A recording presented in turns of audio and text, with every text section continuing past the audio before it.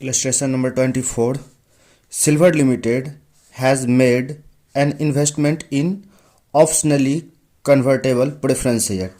Optionally convertible preference shares में Silver Limited ने invest किया है of a company Bronze Limited at ₹100 per share, face value 100 per share. यानी कि इस लाइन में बोल रहा है क्वेश्चन कि सिल्वर लिमिटेड एक कंपनी है जिसने इन्वेस्टमेंट किया है ब्रॉन्ज लिमिटेड के ऑप्शनली कन्वर्टेबल प्रेफरेंस शेयर्स में। तो देखो, ऑप्शनली कन्वर्टेबल, ये कन्वर्टेबल है, यानी कि ये ऑप्शन, अब किसके पास ऑप्शन है कन्वर्ट कराने का इसमें ये नहीं बताया गया है, लेकिन ऑप्शन है, ऑप्शन है कि इसे, इस प्रेफरेंस शेयर्स को इक्विटी शेयर में कन्वर्ट किया जा सकता है। और ये प्रेफरेंस शेयर्स किसका है? ब्रॉन्ज लिमिटेड का। यानी कि ब्रॉन्ज लिमिटेड ने ऑप्शनेबल कन्वर्टेबल प्रेफरेंस शेयर इशू किया है किसे? सिल्वर लिमिटेड को। यानी कि सिल्वर लिमिटेड के लिए इन्वेस्टमेंट हो गया और ब्रॉन्ज लिमिटेड के लिए ये इशू क्या हो गया शेयर, यानी कि फाइनेंशियल लायबिलिटी हो जाएगा। सिल्वर लिमिटेड, और जिसका इसमें फेस वैल्यू 100 का था और 100 में ही इशू किया गया है। Silver Limited has an option to convert these optional convertible preference share. यानी कि किसके पास है ऑप्शन कन्वर्ट कराने का? Silver Limited has an option, यानी कि सिल्वर लिमिटेड के पास ऑप्शन है कि ये फ्यूचर में इस प्रेफरेंस शेयर को इक्विटी शेयर में कन्वर्ट करवा ले। यानी कि अपने इन्वेस्टमेंट को एज अ प्रेफरेंस शेयर्स में इन्वेस्ट ना करके इक्विटी शेयर में इक्विटी शेयर होल्डर बन जाएगा ब्रॉन्ज लिमिटेड का, यदि ये सिल्वर लिमिटेड चाहेगा तो। यानी कि इनिशियली सिल्वर लिमिटेड ने ब्रॉन्ज लिमिटेड के प्रेफरेंस शेयर में इन्वेस्ट किया है, लेकिन यदि इसके पास, सिल्वर लिमिटेड के पास ऑप्शन है कि इस प्रेफरेंस शेयर्स को कन्वर्ट करवा करके वो इक्विटी शेयर में चेंज करवा सकता है। यानी कि ये सिल्वर लिमिटेड फ्यूचर में हो सकता है कि ब्रॉन्ज लिमिटेड का इक्विटी शेयर होल्डर भी बन सकता है।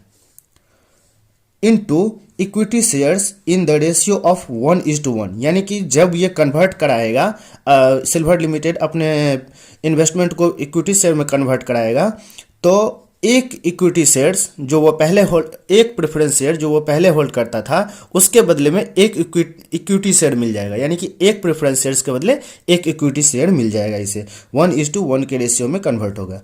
And if such epsilon naught exercise till end of 9 years, then the shares shall be redeemable at the end of 10 year at a premium of 20%। यानी क्या बोल रहा है इसमें कि यदि सिल्वर लिमिटेड के पास ऑप्शन है, कब तक? 9th ईयर तक। यानी कि यदि वो 9th ईयर तक इसे कन्वर्ट नहीं करवाता है इक्विटी शेयर्स में, तो 10th ईयर के एंड में वो अपने आप रिडीम हो जाएगा। यानी कि इसे, मान लो ये 100 रुपये का इन्वेस्टमेंट किया था प्रेफरेंस शेयर में, तो 9th ईयर तक ये कन्वर्ट करवा सकता है इक्विटी शेयर में। यदि ये 9th ईयर तक कन्वर्ट नहीं करवाता है तो ये ऑटोमेटिकली 10th ईयर के एंड में इक्विटी शेयर्स में, इसका प्रेफरेंस शेयर्स जो है ये रिडीम हो जाएगा। यानी कि इसको वापस पैसा मिल जाएगा। लेकिन कितना पैसा मिलेगा? 100 इन्वेस्ट किया था, 100 रुपीज़ पे इन्वेस्ट किया था, तो इसको 20% प्रीमियम पे मिलेगा। यानी कि 100 प्लस 20%, 120 इसे वापस मिलेगा। तो अब हमें क्या बोल रहा है कि analyse the measurement of this investment in books of silver limited. यानी कि सिल्वर लिमिटेड क्या है? इन्वेस्टर है। ये अपने बुक्स में इसे क्या दिखाएगा? 100 रुपीज़ को ऑप्शनेबल कन्वर्टेबल प्रेफरेंसेस को एज ए इन्वेस्टमेंट दिखाएगा। यानी कि ये फाइनेंशियल एसेट्स दिखाएगा। और ये हमें तो पता ही है कि जो कोई भी फाइनेंशियल इंस्ट्रूमेंट का होल्डर जो होता है वो हमें फाइनेंशियल एसेट्स ही दिखाएगा। ये फाइनेंशियल लायबिलिटी वाले को देखना है कि ये इक्विटी दिखाएगा या लायबिलिटी में दिखाएगा। लेकिन जो फाइनेंशियल इंस्ट्रूमेंट का होल्डर है वो, उसके लिए तो इन्वेस्टमेंट ही है, चाहे वो इक्विटी शेयर में इन्वेस्टमेंट किया हो या प्रेफरेंस शेयर में किया हो, चाहे डिवेंचर में किया हो या किसी चीज़ में, लेकिन उसके लिए तो एसेट्स ही है। तो ये फाइनेंशियल एसेट्स में दिखाएगा। अब ये क्या था? Optionally convertible preference shares. ये 100 रुपीज़ में इन्वेस्ट किया था।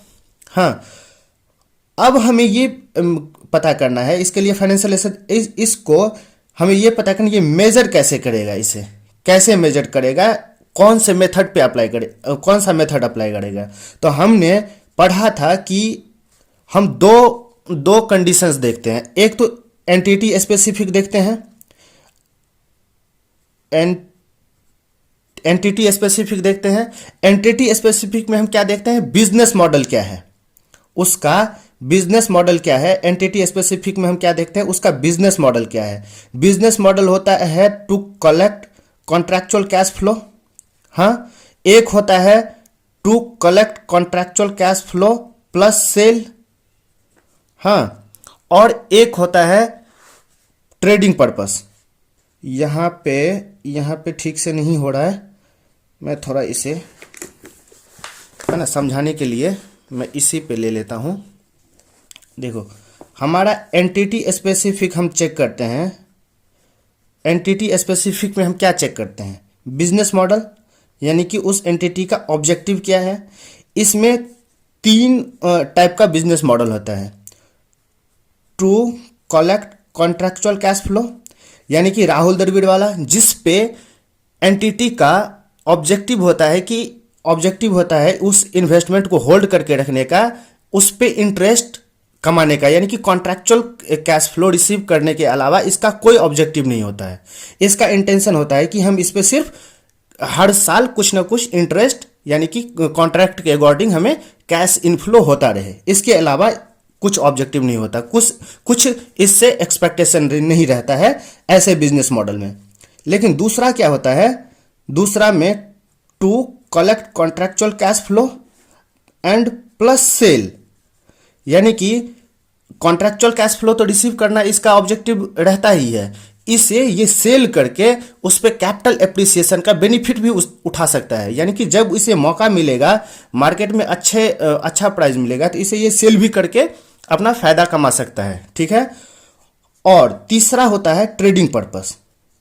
इसका इंटेंशन होल्ड करने का होता ही नहीं है, इसे मैच्योरिटी तक होल्ड करके रखना ही नहीं चाहता है इन्वेस्टमेंट को। ऐसे बिजनेस मॉडल जिस एंटिटी का ये बिजनेस मॉडल होता है, वो हमेशा जैसे हम शेयर्स मार्केट में इन्वेस्ट करते हैं, तो ये होता है ना कि हम लॉन्ग टर्म के लिए इन्वेस्ट कर रहे हैं, या हम ट्रेडिंग पर्पस के लिए, अभी हमारे पास कुछ पैसा है, हम किसी शेयर्स में देख रहे हैं कि उसका प्राइस गिर गया है, तो हम उसमें इन्वेस्ट कर देते हैं, और जब भी उसका प्राइस थोड़ा भी बढ़ता है तो हम उसे सेल करके हम प्रॉफिट अर्न कर लेते हैं। तो ये ट्रेडिंग पर्पस होता है। और ये एंटिटी स्पेसिफिक हो गया, यानी कि बिजनेस मॉडल। जैसे मैंने बताया था कि राहुल द्रविड़ इसके लिए बेस्ट एग्जाम्पल है, हाँ। इसके लिए सचिन तेंदुलकर बेस्ट एग्जाम्पल है, इसके लिए वीरेंद्र सहवाग बेस्ट एग्जाम्पल है। राहुल द्रविड़ इसलिए क्योंकि राहुल द्रविड़ का भी बिजनेस मॉडल होता है, उसका ऑब्जेक्टिव होता है कि वो हमेशा रोक करके खेले, उसका छक्का चौका लगाने का इंटेंशन नहीं होता है। वो अलग बात है कि एक्सेप्शनल केस में टीम की जब रिक्वायरमेंट होगी तब उसे स्ट्राइक रेट बढ़ाना पड़ेगा, तेजी में खेलना पड़ेगा, उससे राहुल द्रविड़ का बिजनेस मॉडल चेंज नहीं होता है। वो तो एक्सेप्शनल केस में तेजी से खेलता है, लेकिन उसका मेन ऑब्जेक्टिव क्या है, मेन कैरेक्टर उसका क्या है, स्लो खेलना।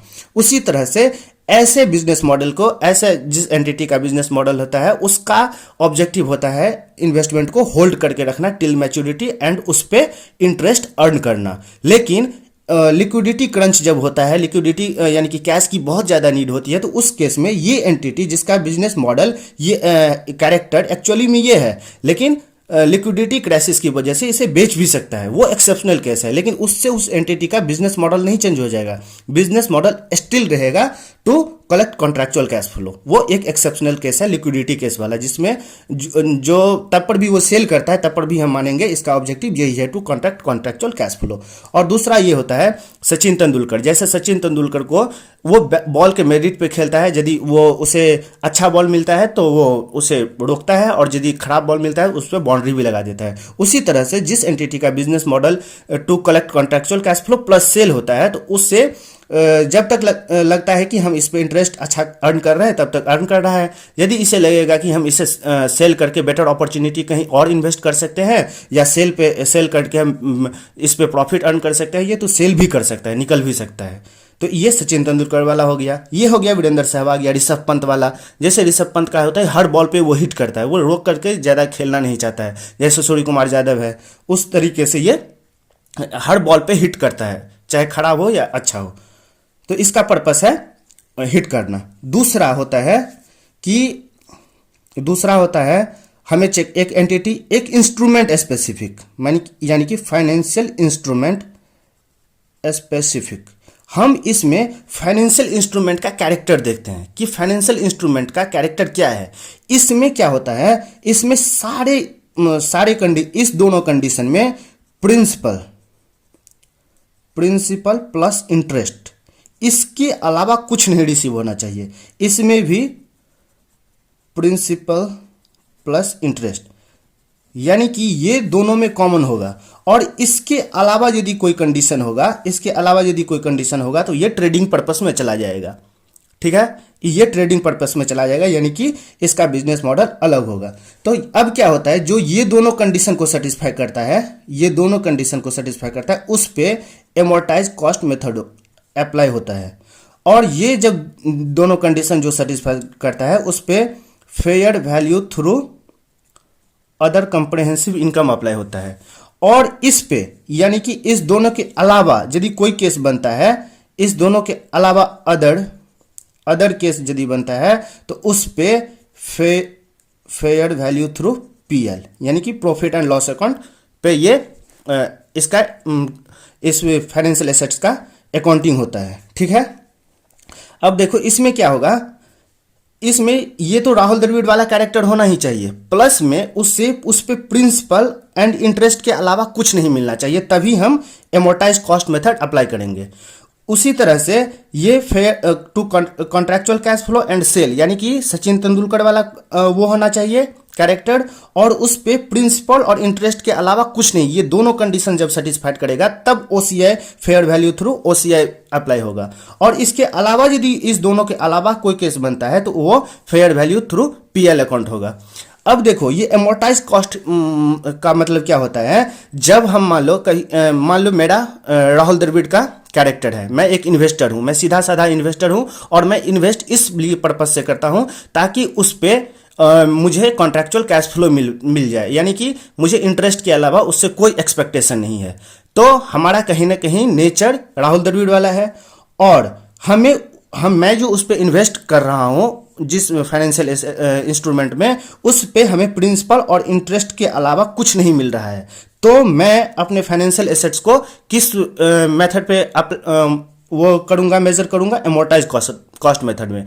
अब एमोर्टाइज कॉस्ट मेथड में क्या होता है, का मतलब क्या होता है, जैसे नाम से ही क्लियर है, एमोर्टाइज कॉस्ट मेथड यानी एमोर्टाइजेशन होता है।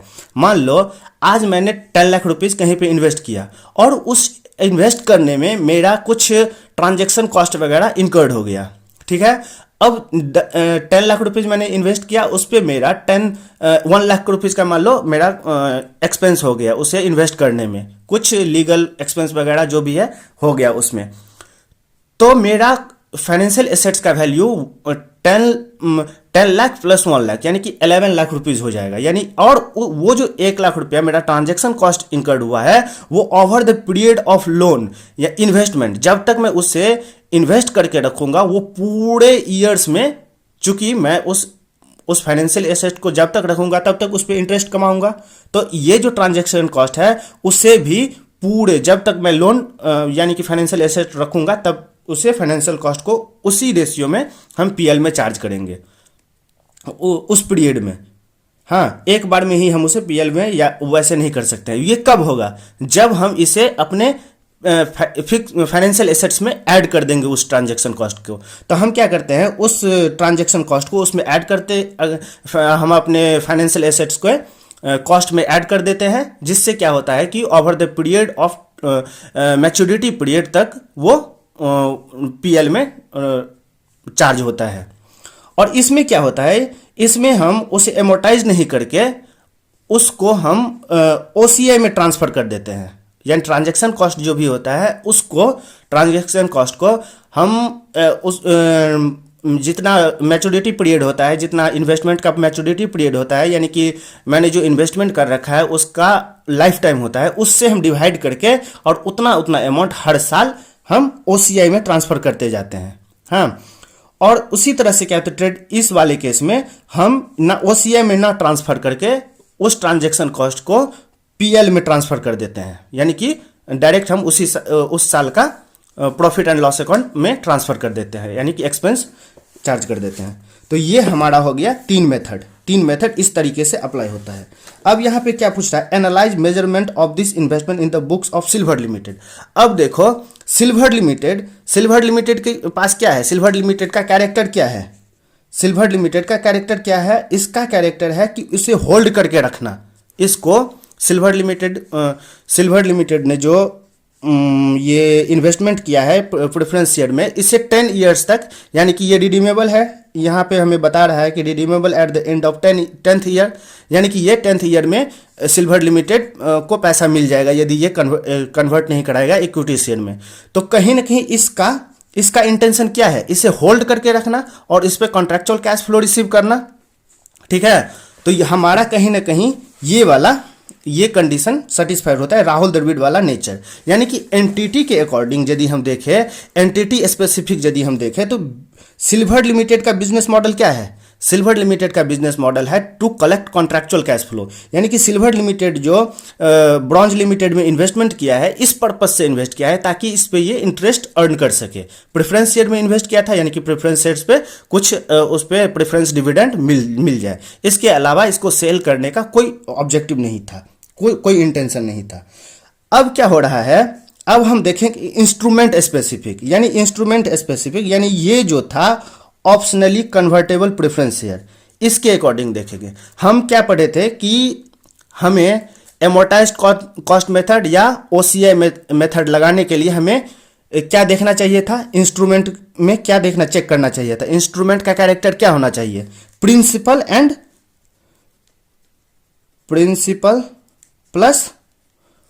प्लस इंटरेस्ट, इसके अलावा कुछ नहीं होना चाहिए। इसके अलावा उस इंस्ट्रूमेंट में कोई बेनिफिट इंक्लूडेड नहीं होना चाहिए, अटैच नहीं होना चाहिए। लेकिन यहाँ पे देखो, पहली बात तो यहाँ पे एक ऑप्शन दिया गया है कन्वर्टिबल, कहीं ना कहीं ये एक्स्ट्रा बेनिफिट दिया जा रहा है सिल्वर लिमिटेड को। तो ये जो इंटरेस्ट था, इंटरेस्ट के अलावा और प्रिंसिपल के अलावा एक बेनिफिट तो कन्वर्जन का दिया जा रहा है। दूसरी बात ये प्रीमियम पे दिया जा रहा है। यानी कि ये जब 10th ईयर में जब रिडीम होगा तो कितना पे रिडीम होगा, 100 इन्वेस्ट किया था प्लस 20%, यानी कि 120 रिडीम होगा। ये प्रिंसिपल अमाउंट था।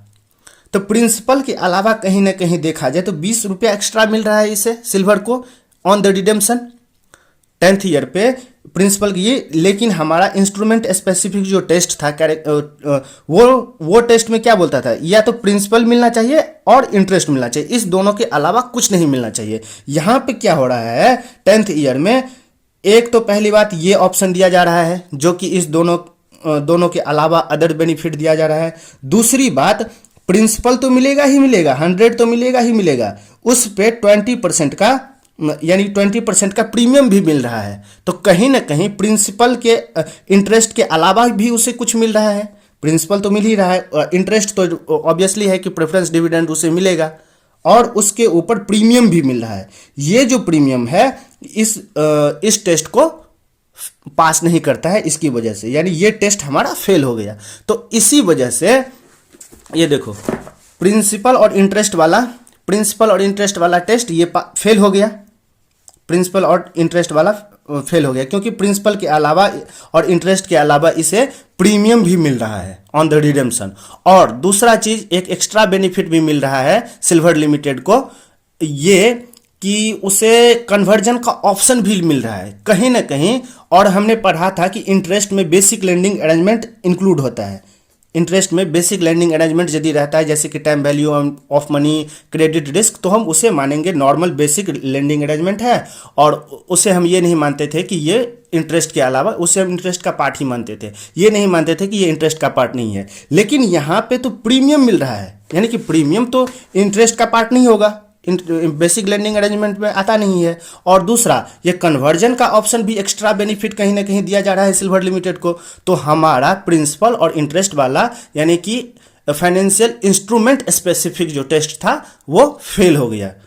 और जैसे हम पढ़ते थे ना, ये प्रिंसिपल इंटरेस्ट वाले टेस्ट को हम क्या बोलते थे, सोलेली, यानी कि solely payment of principal and interest, ये बोलते थे ना। इसमें क्या होता था, ये होता। सोलेली मतलब only payment of principal and interest, यानी कि ये टेस्ट फेल्ड रहा है। इसीलिए यहाँ पे सिल्वर लिमिटेड जो है, सिल्वर लिमिटेड एमोर्टाइज कॉस्ट मेथड भी अप्लाई नहीं कर सकता है और फेयर वैल्यू थ्रू ओसीआई भी अप्लाई नहीं कर सकता है। तो इसके पास कौन सा ऑप्शन रह जाता है? ये लास्ट वाला ऑप्शन रह जाता है, क्योंकि ये दोनों ऑप्शन अवेल करने के लिए तो ये कंडीशन सेटिस्फाई करना चाहिए था। लेकिन पहला बात तो ये इसका इंटेंशन सेल है ही नहीं, तो सेल वाला तो जाएगा ही नहीं इसमें। ये बचता था, उसमें इंटरेस्ट वाला दोनों में कॉमन है, तो इंटरेस्ट और प्रिंसिपल वाला यानी कि solely payment of principal and interest वाला टेस्ट ये इंस्ट्रूमेंट फेल हो जाता है, इसमें पास नहीं कर पाता है। इसीलिए इसके पास कौन सा ऑप्शन रह जाता है? ये वाला फेयर वैल्यू थ्रू, यानी कि मैंने बोला था ना अदर जो बच जाता है उस पर फेयर वैल्यू थ्रू पीएल लगता है, यानी कि वो पीएल में चार्ज करेगा जो भी एक्सपेंस वगैरह होगा, ट्रांजैक्शन कॉस्ट वगैरह। तो हमें पता चल गया कि ये इंस्ट्रूमेंट को कैसे मेजर करेगा, ये कौन सा मेथड अप्लाई करेगा? Fair value through profit and loss, ये मेथड अप्लाई करेगा अपने फाइनेंशियल एसेट्स को, इन्वेस्टमेंट को मेजर करने के लिए। अब देखो इंस्टीट्यूट का आंसर देखते हैं। The classification assessment for the financial asset is done और बेस्ड ऑन टू कैरेक्टरिस्टिक्स। मैंने बताया ना, दो कंडीशन चेक किया जाता है, एक एंटिटी स्पेसिफिक यानी बिजनेस मॉडल जिसमें चेक करेगा, और दूसरा इंस्ट्रूमेंट स्पेसिफिक जिसमें solely payment of principal and interest check करेगा। Whether contractual cash flow comprise cash flow that are solely payment, ये मैंने बताया ना, सोलेली मतलब only payment of principal and interest on the principal outstanding, यानी कि सिर्फ और सिर्फ प्रिंसिपल और इंटरेस्ट मिलना चाहिए, उसके अलावा कुछ नहीं मिलना चाहिए, जैसे कि ये टेस्ट मैंने बोला था। एंटिटी बिजनेस मॉडल, मैंने बताया था कि बिजनेस मॉडल जो है वो टेस्ट किया जाता है, यानी कि बिजनेस मॉडल एंटिटी स्पेसिफिक, जैसे मैंने टेस्ट किया था कि एंटिटी स्पेसिफिक हमें टेस्ट करना पड़ता है। मैंने बताया था ना यहाँ पे, ये एंटिटी स्पेसिफिक बिजनेस मॉडल वही बोल रहा है, यहाँ पे यही बिजनेस मॉडल बोल रहा है, एंटिटीज बिजनेस मॉडल, यानी कि एंटिटी स्पेसिफिक टेस्ट कर रहा है। Meaning of the financial asset, whether company's business model क्या होना चाहिए? To collect contractual cash flow that involve realisation of contractual cash flow and sale of the financial asset, यानी कि इसमें बोल रहा है कि दोनों वाला, एक तो राहुल द्रविड़ वाला और एक सचिन तेंदुलकर वाला, जिसमें सचिन तेंदुलकर वाले में सेल इंक्लूड होता है, ठीक है। In other cases the financial asset are measure at fair value through PL account, यानी कि अदर केस में business model whether the company's collect business model in realise contractual cash flow and financial asset based on two characteristics. ये पूछ रहा है, ये बोल रहा है कि ये other financial asset, other case में जो फाइनेंशियल एसेट होता है वो मेजर किया जाता है फेयर वैल्यू थ्रू पीएल। मैंने बताया था ना कि यदि इस दोनों के अलावा कोई अदर चीज़ रहेगा, यदि ये सोलेली पेमेंट प्रिंसिपल और कॉन्ट्रेक्चुअल कैश फ्लो टेस्ट नहीं पास करेगा तो उसे हम अदर वाले कंडीशन में ले जाएंगे, अदर में फेयर वैल्यू थ्रू पीएल लगेगा। तो वही बात ये भी बोल रहा है कि इसके अलावा, यानी कि contractual cash flow, collect contractual cash flow and sale, यानी कि ये हो गया राहुल द्रविड़ वाला सिर्फ, और जिसमें सेल इंक्लूड होगा वो हो जाएगा सचिन तेंदुलकर वाला। तो उस पे, और ये तो दोनों में कॉमन ही रहता है, सोलेली पेमेंट ऑफ प्रिंसिपल, यानी कि प्रिंसिपल और इंटरेस्ट वाला पॉइंट दोनों में एमोर्टाइज कॉस्ट मेथड में, यानी कि सचिन तेंदुलकर पे भी और राहुल द्रविड़ पर भी ये सोलेली पेमेंट ऑफ प्रिंसिपल वाला कॉन्सेप्ट अप्लाई होता है इंस्ट्रूमेंट स्पेसिफिक टेस्ट करने के लिए। और अदर जो कोई भी बच जाता है उस पर फेयर वैल्यू थ्रू पीएल वाला मेथड लगता है।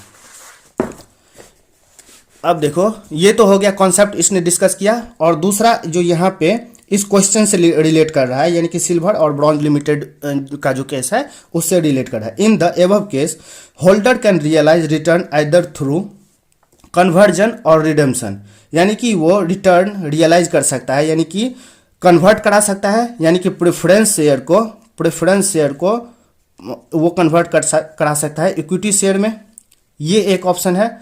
और redemption at end of 10 year में वो रिडीम करवा सकता है। Does not indicate contractual cash flow, ये कॉन्ट्रेक्चुअल कैश फ्लो को इंडिकेट नहीं करता है। आर सोलेली, यानी only payment of principal and interest, ये only payment solely payment of principal and interest को रिप्रेजेंट नहीं करता है। Therefore such investment shall be carried at fair value, इसीलिए इस इन्वेस्टमेंट को कैरी किया जाएगा, शैल be carried at fair value through PL, profit and loss. इसे ही मैंने शॉर्ट फॉर्म में लिखा है फेयर वैल्यू थ्रू पीएल, यानी कि fair value through profit and loss account पे ये कैरी किया जाएगा, यानी कि मेजर किया जाएगा। Accordingly the investment shall measured at fair value through P and L periodically with gain और loss recorded in P and L, यानी कि ये जो फाइनेंशियल एसेट्स होगा, और हाँ ये जो बोल रहा है ना पीरियडिकली विथ गेन और losses recorded in profit and loss, यानी कि ये जो सिल्वर लिमिटेड ने ब्रॉन्ज लिमिटेड में इन्वेस्ट किया है, वो सिल्वर लिमिटेड के लिए क्या हो जाएगा, फाइनेंशियल एसेट्स हो जाएगा। और हमें पता है एज पर इंड एस 10109 किसी भी फाइनेंशियल एसेट्स को पीरियडिकली यानी कि रिपोर्टिंग पीरियड पे ईच रिपोर्टिंग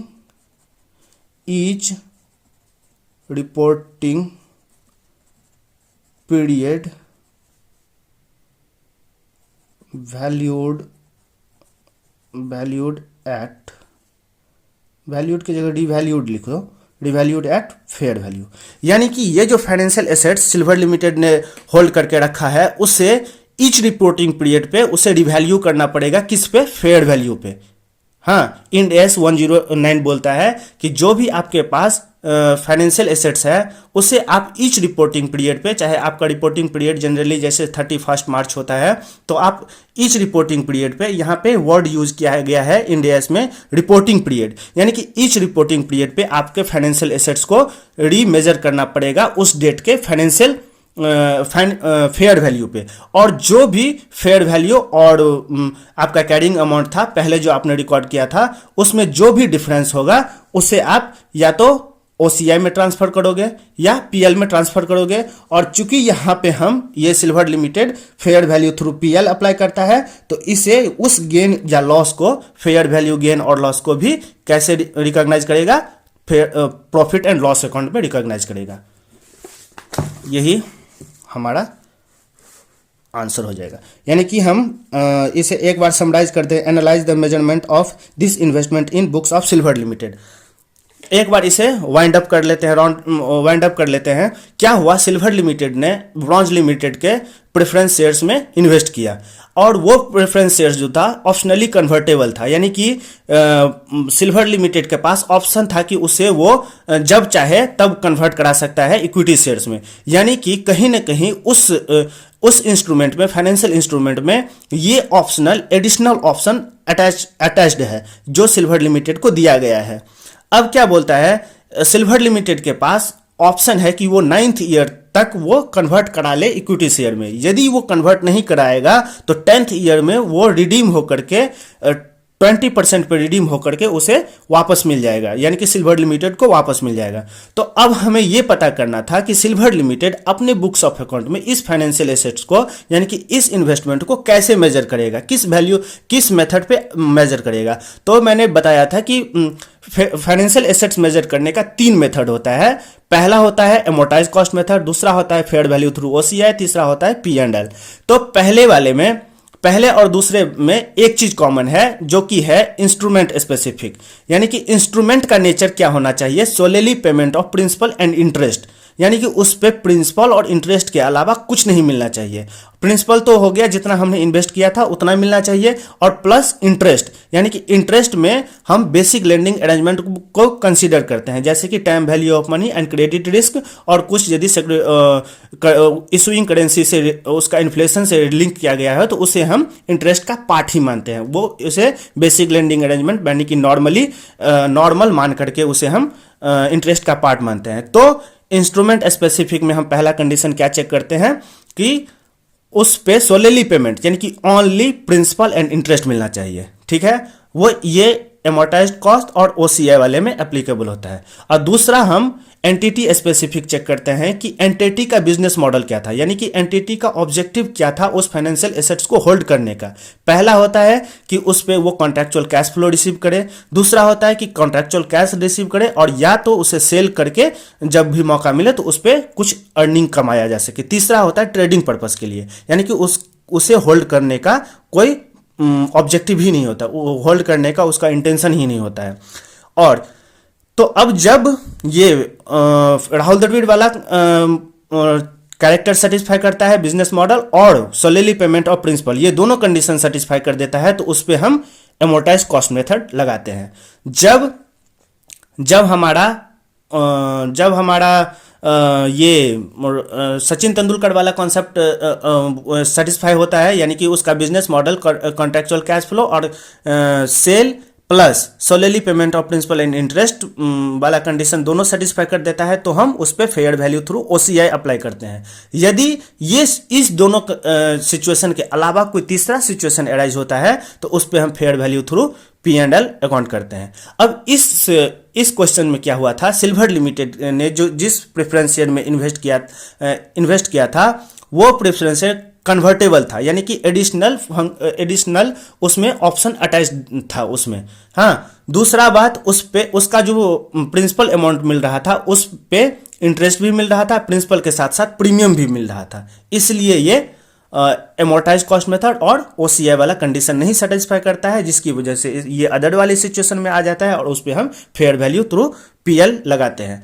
और चूंकि हमें पता है कि कोई भी एंटिटी जो फाइनेंशियल एसेट्स होल्ड करके रखता है उसे एज पर इंड AS 109 उसे हर इच रिपोर्टिंग पीरियड पे उसे रीमेजर करना पड़ता है एट देयर फेयर वैल्यू।